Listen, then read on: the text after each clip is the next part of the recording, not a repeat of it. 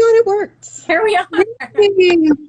Hi, how are you? So excited. Good. It's nice to meet you face to face. So nice to meet you too. You look fantastic. Thank you. It was nice to have an opportunity to get dressed up, I must say. You look absolutely fabulous. Oh, my mom's on there. Hi, Mama. There.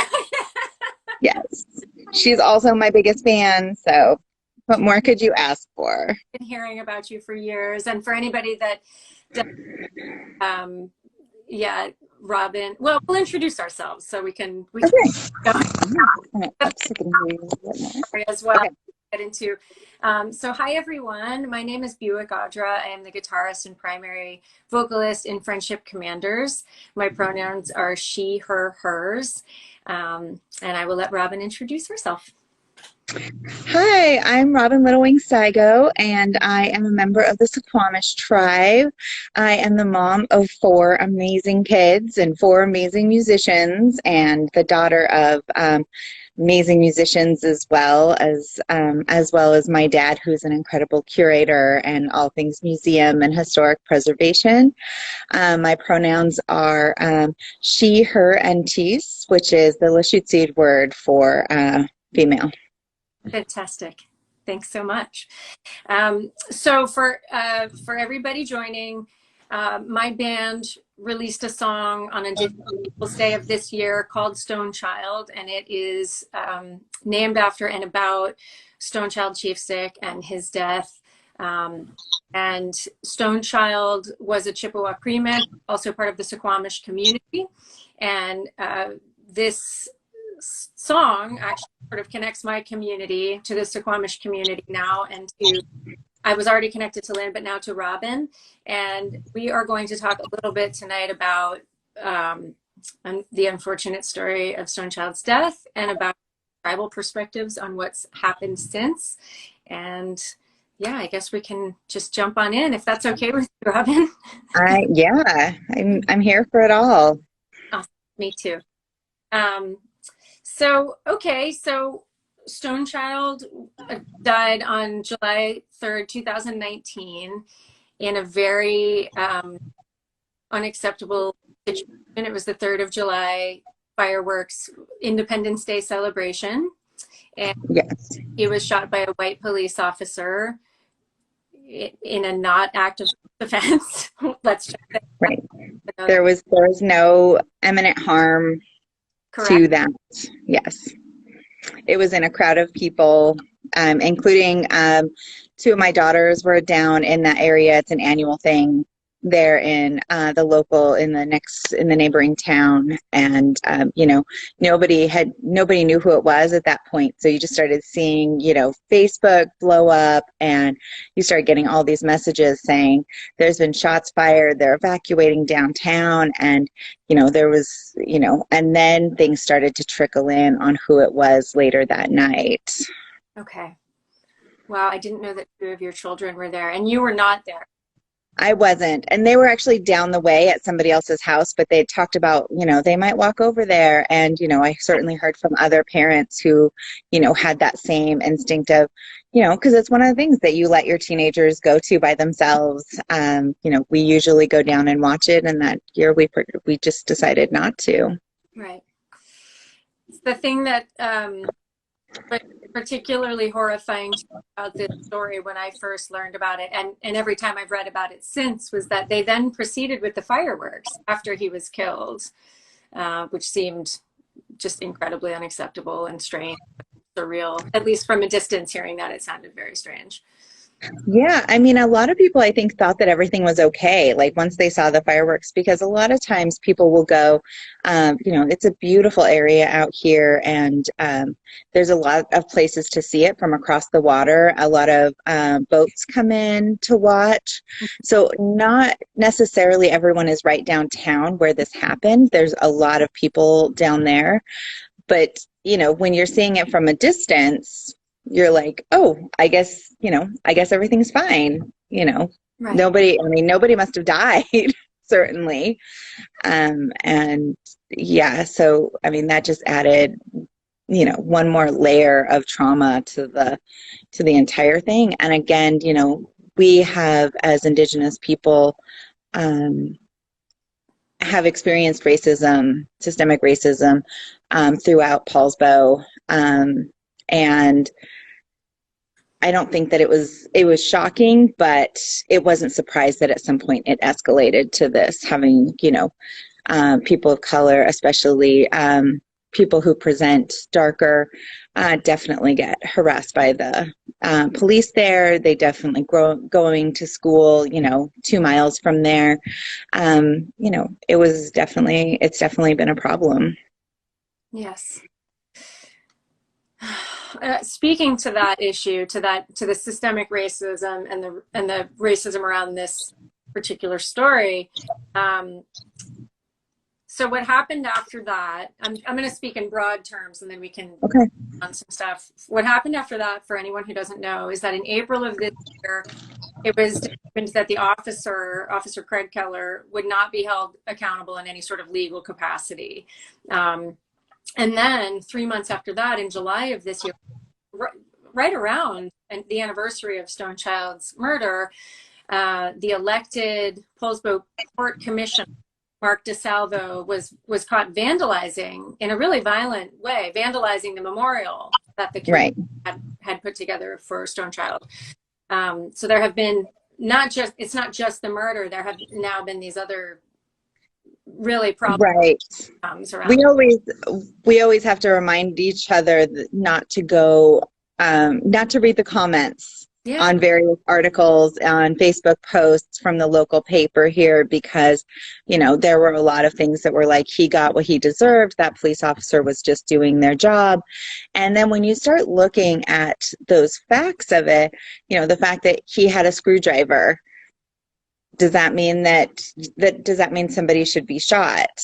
Was he going to use it in a violent manner? I mean, it's a lot of conjecture. It's a lot of assuming that those things are going to happen. And then when you look at the Mark DeSalvo piece of it, where Mark DeSalvo was a man who was drunk, who was violent, who was smashing things around, and was white, and was carefully subdued. Wasn't he also wasn't he using racist slurs? Racist slurs, absolutely. Was tired of seeing all of this, tired of seeing a memorial. It must be so difficult for him to have to see this memorial. Yeah. I mean, it's impossible to really fathom, why he was so upset at this thing. When I see memorials around, I, send some good energy that way to that family who's mourning. I have never once thought, you know what, I think I'll go smash that and vandalize it, and then have police who come along and, calmly subdue him. Of course, right? Handled with care and respect. Exactly. Yes. There was no, what could he have been using as a deadly weapon? What does it mean if, you're an indigenous big man who was there? But, the thing is, and my mom will talk about it, lots of people here will talk about it, is that, he lived right down the road from my dad, and we would see him with his babies, walking his babies in strollers up and down the road in the community every single day. He would do that. Stony, yeah. He was somebody who, he would really, care about his children. He would try, all of these things to calm them down. And it was great to always see him doing that. And so that's the part, for the times that he struggled. And there are a lot of people that struggle that, don't get that type of treatment. For example, Mark DeSalvo did not get that type of treatment. And, it's difficult that his whole story doesn't get told, of all of those things, of, him bringing his kids to horse class with my mom and really engaging in there. And, those are the sad parts that are, that whole person who's gone, and that, what gets to be determined as a deadly weapon, and who gets to make that determination. Yes. So your mom did share those things with me before I wrote the song, those things about his parenting and just his presence in the community. And I think that that was part of what contributed to me feeling moved to write the song, or just feeling gripped by the story. Not that I think that anyone should be killed in this way. I don't mean to make that statement, but your mom was really generous with her details with me about his life and his, you know, who he was around her. So, well, you just said a lot, and I'm really able to hear all of it. So Robin and I, for anybody that doesn't know, spoke on the phone just the other day. And since that phone conversation, the Suquamish tribe has actually released a really powerful statement through the Kitsap Sun and on your socials, which I have now read a couple times, about the Mark DeSalvo piece of it. Is it okay if we jump in about that a little bit? Yes, definitely. So we've already determined that Craig Keller, as of yet, is not going to be held accountable for this murder. But now we have this vandalization of the memorial site, which just happened 4 or 5 months ago, and it was determined that he will not be punished in real legal capacity. Mark DeSalvo given some sort of community service to be served to the Suquamish tribe. Mm-hmm. Can we talk about that a little bit? Yeah. Weird. Right. I mean, yeah, it is. And it's definitely strange to, you know, there's positives and negatives to that. You should be giving something back to the community that you harmed. But that also, I mean, that puts an extra level of responsibility on us. It does. That's what I saw immediately. Right. You have to be part of this healing that he has not really elected to do. Right. And that then I feel like in some way you can make a big deal about, well, look at, he gave this back to the Suquamish tribe. You can't give back safety. No. You can't give back respect. You can work your whole life to atone for those kinds of things. But, you know, the other thing is that Native people in general are very, we're community oriented. Like, if you want to know what a community is, come visit a tribe, because we know that there's no getting rid of somebody. We know that somebody might struggle with substance abuse or mental health, and they might come in, they might relapse over and over and over and over again, and they might make mistakes, and they might commit crimes and all of those things. But it doesn't mean that they stop being part of the community. No. Like, what are those pieces? How do we help them? How do we do all of that? And, you know, right. I want that part. And so to me, it feels really lucky for him to even have the opportunity to serve us, to do some sort of community service here in this place where, you know, where we've been since time immemorial. You get to walk where our ancestors walked and be invited in to do that. I think that even though you're super unsafe and violent. Right. Yes. And, you know, and there'll be people that say, you know, his life was destroyed by one night. And it's like, but he's still here. And I don't think that this is destroyed. I think that there's people out there that celebrate him and celebrate what he did. And it's an unfortunate, pardon? That celebrate what DeSalvo did? Yes. Yeah. Yeah. And so I'm sure that, you know, he's going to get a pass in so many regards. And, you know, I really have to pay a lot of respect to Stoney's family, to the parents of his children, who are incredibly strong women that are working really hard to keep their kids safe and to keep this story going and to explore every opportunity and to look at getting justice served. Yeah. And we're not always sure, right, what justice looks like. And that's part of restorative justice, is that it's a process, and it should be a process. It's not black and white. And unfortunately, you know, if he was there and if Stoney was there and being disruptive on the 3rd of July, then there's consequences for those. But this is not a consequence that matched what was going on there. No. And yeah. Yes, I totally agree. I'm 2,000 miles away, but I totally agree. And It seems like Stonechild was given, I call him Stonechild because I didn't know him. I know people call him Stony. Yeah. I feel like that's a little presumptive of me to jump in with his nickname. Um, it seems like Stonechild was not given a lot of grace or room around whatever was going on with him, and that the white men in this story have been given quite a lot of grace. And, Yes. and there's quite a lot of privilege at play here, and the systems are not at all supporting your community or Stonechild's family in this way, not right. Really. Well, it may be true that DeSalvo is very lucky to have an opportunity to come and do his community service there. It strikes me that it seems awfully soon after this violent, disruptive event that involved racism, that was absolutely a direct hate crime. And it's 5 months later, right? Or not even, it's yes. later. I mean, restorative justice, it kicks up that thing for me about amends, where when we say we're sorry, that's sort of like a one-time event, and amends is changed attitudes, and right. Where's the change, and there might not have been time yet for that too.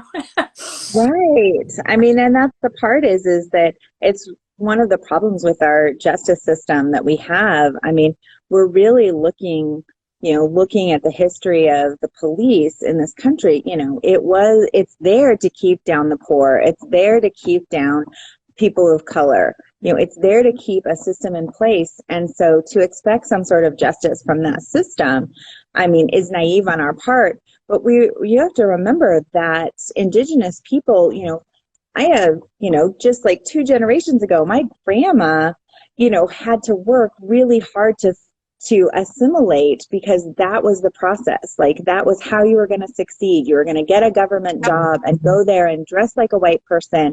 Even just wearing a cedar hat at this point is revolutionary. I mean, because it's picking up a part of our culture that wasn't there, that we were made fun of for, that land was taken away from us, that so for me to have the ability to stand here, to walk around a crowd and wear it proudly, and to, speak my language and all of those things, that's subversive. That's, fighting against patriarchy. That's fighting against colonization.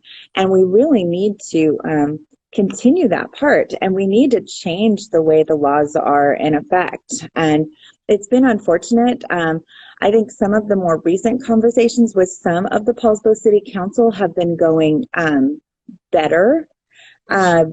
But it's been really difficult, because we really came in saying, we can use this. I mean, the tribal council came in and said, we can use this as an opportunity to teach your community more about how to be good allies and how to be good neighbors. You can recognize, or you can hear and start to understand why people of color, why Indigenous people don't feel comfortable in your town. Yeah. And unfortunately, we just, we have, there's the mayor there who just doesn't want to hear that. She just assumes that because we've gotten along in other situations, that means that, that she understands and that we can be friends. Well, we can be friends, but that doesn't mean that you understand. And is that ever truly a friendship? No, it's more we're working together with another local government. So that's not a friendship. A friend is going to be somebody. I have a lot of white friends, and they don't put the responsibility on me to tell them what to do, to learn how to be a good ally. No. And right. And when you hear those terms, I always say, yeah, I talk a lot of shit about white people, but like my friends that are white people, they don't take offense to that, because they're doing the work. The people who take offense to it, they're the ones who have, they're the ones who have those problems. Yeah. Right. They've got a lot more work to do. Yeah. Yeah. And the white people that I feel friends with, that I feel that friendship with, that I feel that connection to, I always think of it, my favorite white people are ones that I think in my head, our ancestors would have been friends. Yeah. We would have met somewhere and we would have traded ideas, things like that happen. Because we all come from these small communities, from these tribes. We are all from this, and we have to acknowledge at some point that American culture has not been good for most people. It's been good for rich white men that are in charge. It hasn't been good for the rest of us, right? We've distilled down all of this stuff, and, you know, we come up with, we're missing out on that sense of community. We're moved based on capitalism. We're moved, you know, we glorify a nuclear family when the truth is, especially during this pandemic, we learned that it's not just a nuclear family that can get you through this, right? It's the connection of friends and, you know, people who drop off masks at my house to make sure my family and I are safe during this time. You know, somebody dropping off elderberry syrup, chasing my car to give me elderberry syrup to make sure that I stay healthy. Yes. You know, that's what's being part of a community. And you get to make connections. Yes. Agreed. I'm glad to be making this connection tonight. This is Yeah. Yeah, the thing about allyship, and I as a white woman, you know, very much believe this and try and keep myself in mind of this, that allyship is not something that we announce on this side of it. I don't, as a white person, announce my allyship. You allow me to know if I'm being an ally to you. You know what I'm saying? Like, so the culture that one wishes to be an ally to, we don't make that decision for the other side. We do our best to show up and to model allyship. And it sounds like there's not a lot of that going on the white side of the Polsbo thing right now. Right. Right. And I think that there's and we all suggested a lot of different people to contact, different groups to contact, you know, and at some point, you know, Polsbo calls itself Little Norway, and there's a strong Norse culture there. And the thing is that the way it's operating is not like Norse culture. Yeah. And at one point, you know, they have this, there was a conversation, well, maybe they have an annual Viking Fest thing that happens there. Like, maybe we shouldn't have Viking Fest. We should have Multicultural Fest. And I'm like, you know, nobody's asking you to distill down or to like dilute this piece. It's like, what does it mean if, you know, during Viking Fest, you have a conversation about ships and canoes and boats and how you make those? What are, you know, wood carving things that both communities do, and have an open dialogue and look for commonalities and for difference in ways to learn about one another. Let's talk about kinship. Let's talk about the different ways that we see family. And, you know, those are the places to grow. It doesn't have to be, no, we're not going to talk about who we are. And, you know, that's my hope. My hope is that, you know, that we have some of those difficult conversations, because it's only through those difficult conversations and a willingness to have that and to learn, instead of always stepping back going, but no, I'm not a racist. You know, okay, it sounds like you've had some hard times going to school at North Kitsap High School. Oh, yeah, that sounds terrible, but we're not racist. Yeah. And it's like, as soon as you fall back on that, right? Right. There's no role in it. Like, sounds like it's been a difficult time. Right. There's not really anything I can do. And it's like, then you're not trying hard enough. Yeah. You're not trying hard enough. Agreed. Speaking to the Norwegian part of it, then when I first spoke with Cassie Fowler on the phone, so our song features an amazing spoken language part by Cassie Fowler, as you know. Oh my gosh. And she is so incredible. Can we just take a moment to be like, Cassie, like, I mean, she has like done studying linguistics and like learning the language and teaching it to everybody. Like, I just posted something in Lashutsi today, and somebody said, oh, my daughter had her for a teacher. Yeah. And and she's like, my daughter had her as a teacher and she learned Lashutsi while she was there. And it's like, yes, that's so awesome. And, you know, and now having time during this pandemic, which I haven't had time for, I haven't made the time for, to actually start learning Lashutsi and doing those classes. I'm so excited, you know. And, you know, her family are like, they are into metal music. And I used to see them at different concerts, you know, Enfest and Lollapalooza and all of these things. And so, you know, and and in my, I don't know, my blinders, I didn't even know about the song until, somebody, I think the Suquamish tribe was going to share it. And they're like, hey, have you heard this song? How do you feel about sharing this? And I was like, listening to it, and I'm like, hell yeah, this is awesome. Because there weren't that many, like you'd go to, metal shows and punk shows and you wouldn't see that many brown people. Right. And so it was like, wait, is this like a metal song that's about Indigenous people? Yes. Yes. Oh my God, hell yeah. Kind of thing. So Indigenous woman in the spoken language part. When I first spoke on the phone with her, we were talking about, she was asking me something about my experience with language, and I told her that I'd been writing songs with someone far away for the, and that he's doing some of the songs in Norwegian that we've written in English, and it's a cool thing. And she made the connection. She said, our cultures have really old languages. And I thought that that was also another thing, as you were saying about the boating culture and other similarities. She said, our cultures have very old. Exactly. Totally. My gosh, she just has a way of putting things too that just resonates so deeply. And, bless her, she's a new mom. She just had her first baby, and we're just like, little baby. Yeah. Emmy? Baby Emmy. Yep. Looks beautiful. I saw the professional photos. We're Facebook friends. But yeah, it's amazing to have Cassie on the track. We very much wanted it to not be us talking about the situation, but to have anyone from the community come and participate. And it was so cool that it was Cassie, and we having her. It sounded perfect. As soon as she sent me her thing, I was like, great. The thing. Thank you. And music is forever. So now this story goes into the world in a different way than I think it does when we read about it in the news, and when we, it now exists in a different space, in an art space, which I'm really happy about. I'm happy to have been part of that. So speaking about the news, if we could jump back a little bit, you and I talked about this a tiny bit on the phone.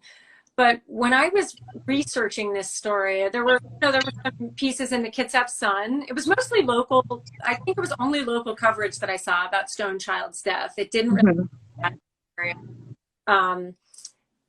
There were some really, really horrifying comments and on social media. And you mentioned that both on the phone and during the talk. How has that been? How has that conversation gone? Or has it been a conversation? Has everybody in the Suquamish community sort of been like, we don't need to see it, we don't want to see it? How has that been on your side? It's a mix of things. Like, part of it is, of course, these are their comments. These are horrible. These, and we expect them. We expect disparaging comments. We expect them to be racist. We expect them to, sting. We expect them to hurt.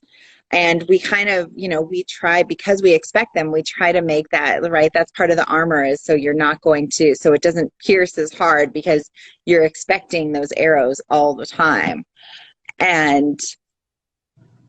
But we do, I am always so impressed, and it's like, it's a younger generation than mine. It's like a millennial generation that will get on there, and they are relentless. They are going to go after, and they are going to talk, and they are going to spread facts, or they're going to, get in there and kind of throw some stuff right back at them. And I love seeing those, because, and then there's a couple of really amazing white allies out here who will go after every single time. I can think of a couple people that it's like, I see these articles and I see a horrible comment, and then like right there is this person who every time she'll jump on there, because she knows that that's one of the things that she can do to be an ally. Yeah. And it feels good to see those people who are there, who are making those, or who are reporting the comments that, I think I at one point made one comment about, this guy, I had said something, and then this guy got on there who I didn't know, wasn't friends with, wasn't connected with in any way, and got on there and said, nobody wants to I don't want to hear from you unless unless I unzip my pants. And I'm just like, ew. I mean, everything about that is so gross. And I know that you posted something today yeah. about the, the like this entitlement of, these white men who, are going to automatically sexualize women, automatically are going to do this. And, I just loved that like, I didn't even have to respond back because all of my friends were there, like commenting and reporting the post and reporting him. And, and those things feel really good. It feels really good that,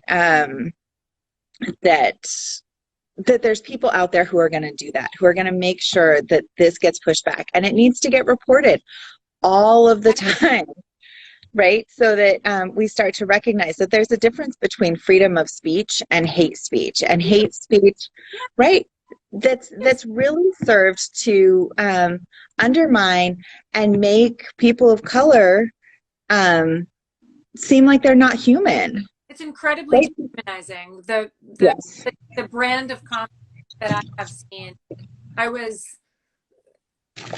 it's so incongruent with this story to me. Like, you know what I'm saying? Like, to see that story around this story just seemed incredible in this moment in time. Very dehumanizing. So yeah, thanks for answering that. We've had a little bit of weird interaction with our song, but mostly people have been really interested in the story because they didn't know about it in other places, parts of the country or the world. And that's been good to see. That's why we're on this call, because we want to be able to bring you in as a person who can speak to the community side of it instead of just a white woman talking about why I wrote this song. So I don't want to keep. And I want to just make sure that for people that are listening, that they recognize like the steps that you went through to write the song in a way that wasn't offensive, that was in fact really inclusive, and that, our conversations, I think, in the message you sent me, you were like, I mispronounced Suquamish. I am so sorry. That won't happen again. I'll teach myself how to do that. And, I have to say that, I didn't notice that much. Like, for me, it was just a passing thing, but to have somebody actually notice that for me and reflect that back to me meant a lot. It didn't put anything on me. I didn't have a responsibility that I had to do. And so, I mean, I would really encourage you and your friends and the people who are on here to really look at how to do those things, because they might seem like really simple things. They mean a lot to the people of color in your life. I'm glad. They mean so much. I'm glad. Thank you. I guess, we didn't talk about, just speaking to that point. Thank you for those kind words. I did get permission to record this song. Anybody who doesn't know, when I wrote the lyrics, because I had found out about Stonechild's death through Lynn, through your mom, I went to her first because I wanted to see what she thought before I with it, because she's been such a great pal, and I knew she would tell me honestly, like, bury it, don't go one step further. But she actually did take it to members of Stonechild's family and clear it with them, which was the only reason that this proceeded. I would never have just assumed that this story was mine to tell without permission, because it is a very big deal. And I don't, I think that there's a lot of very appropriation that happens with stories of this nature. I think that there's a way that white people or people who would hope to be allies, I think that there's an unfortunate way that we talk about things as though they belong to us. They don't belong to us. The stories belong to the community, belong to, and we're doing what we can to participate in helpful ways. But I have tried to be as mindful and respectful and cautious about any further harm. The story itself seems so traumatizing to me, even from a great distance. And then the racist acts that have followed and the racist decisions that have followed, or that Craig Keller will not be held accountable, which is that Mark DeSalvo is just told to just do better, essentially. Right. And let's be honest about it.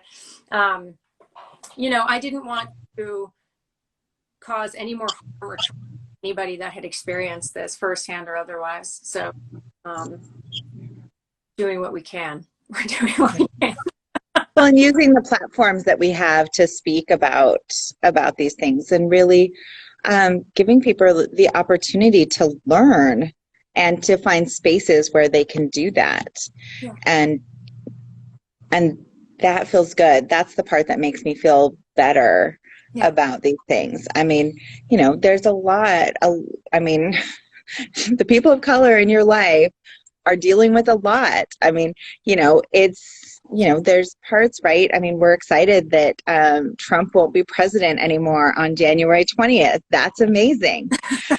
But we also realized that, you know, if Hillary had won 4 years ago, would there have been all of this momentum for, you know, the Women's March? Would there have been all this momentum for Black Lives Matter, Native Lives Matter?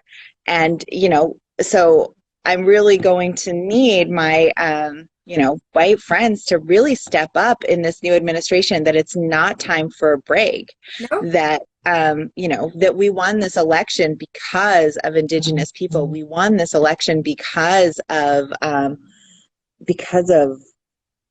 Black women. I mean, Stacey Abrams, I mean, are you kidding me? She got us Georgia. And, you know, the number of people in New Mexico who voted, like, that percentage is directly tied to the Navajo Nation and all the people that voted there. Those things are amazing. And, you know, we need other people to step up. We need our allies to step up and to be there and to carry the water. You know, when people come in, you know, I think of, you know, people that I knew that went out to, you know, to go and help in various protests and things like that. And what we need from white people is to do all the support stuff, because we're all tired. We need people to clean up after the event, set up after the event, clean up after the event, but you don't have to march in front. You have to carry the water. You might have to, you know, show up at an event and peel potatoes, or, you know, do the recycling. Bring it.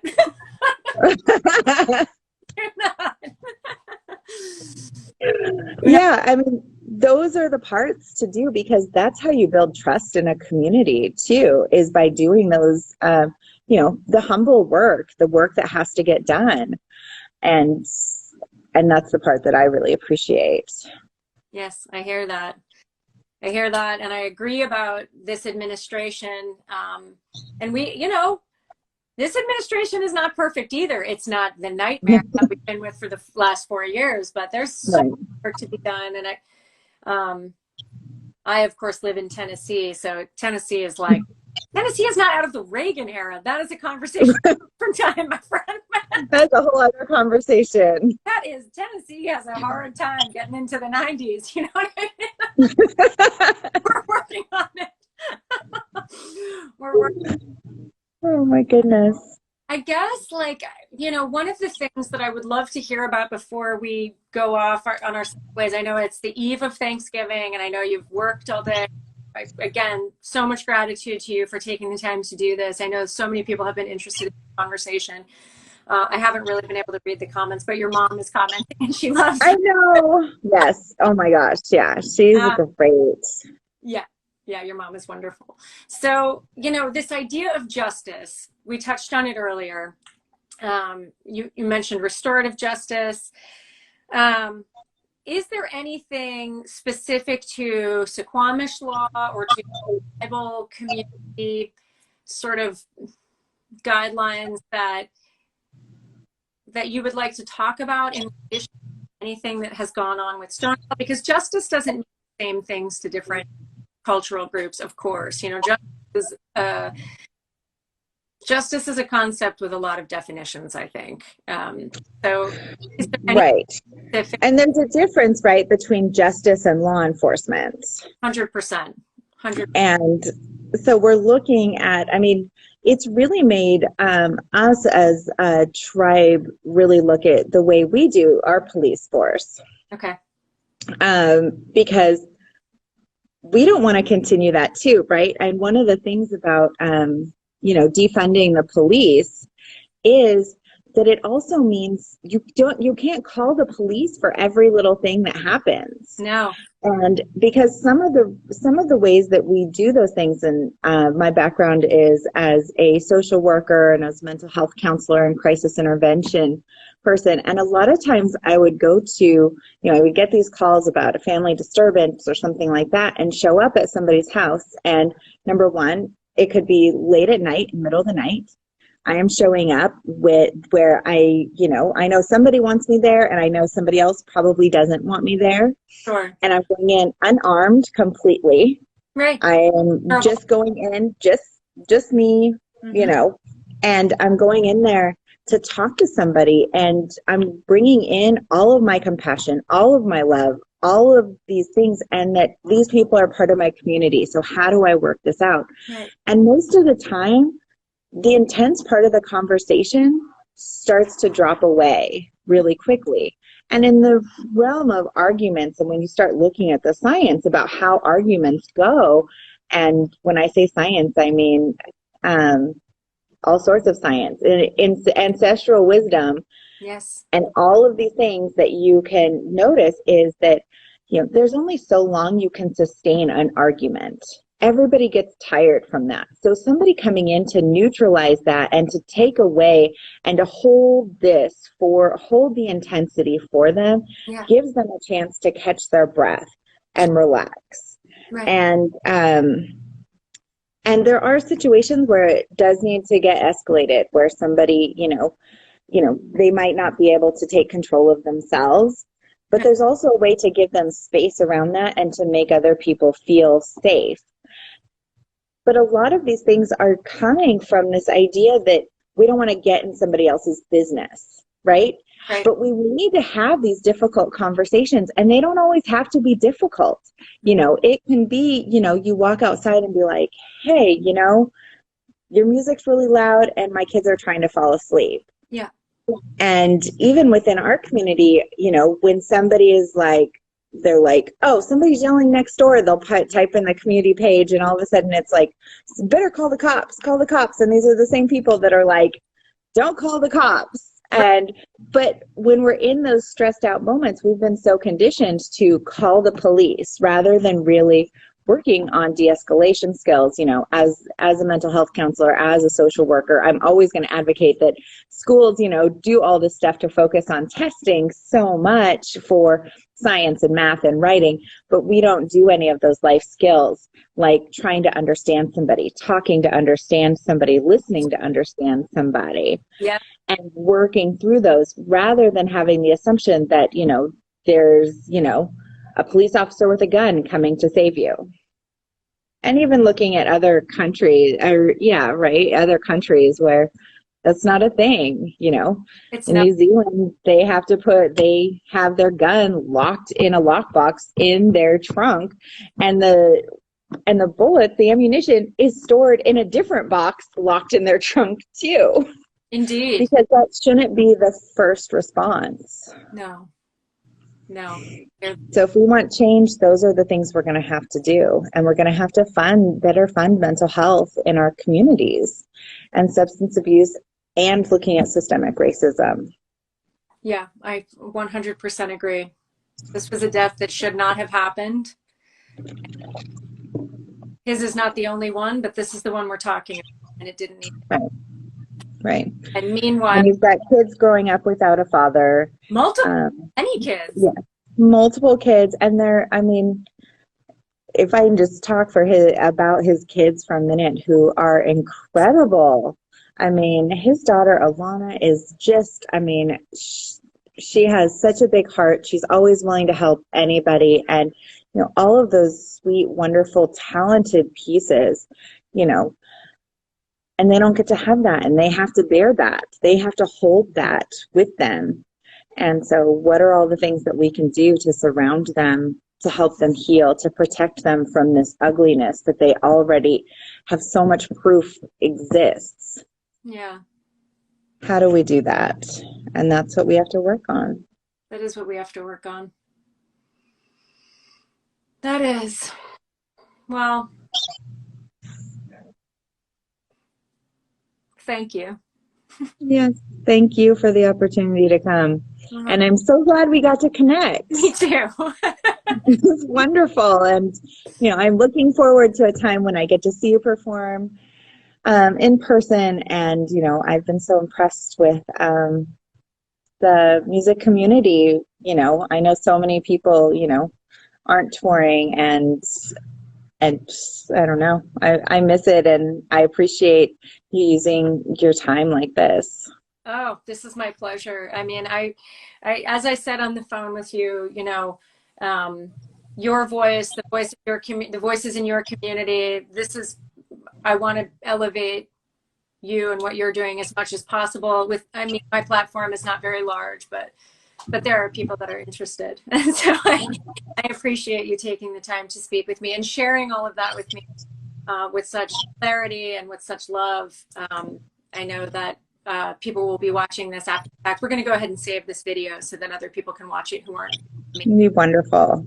Yeah. Absolutely. But I thank you so much, Robin. Happy holidays. Thank you too. Yes, thank you. We raise our hands and thank you. So 100%. And I will come and play in Polsbo. I can't wait. I know your mom is like already trying to get me there. Now you can come to Suquamish, and then you can go and do some stuff in Polsbo too. So I can't wait. I have to meet everybody involved. Yes. So glad that technology has made this possible and that your heart was open to this. I really appreciate it.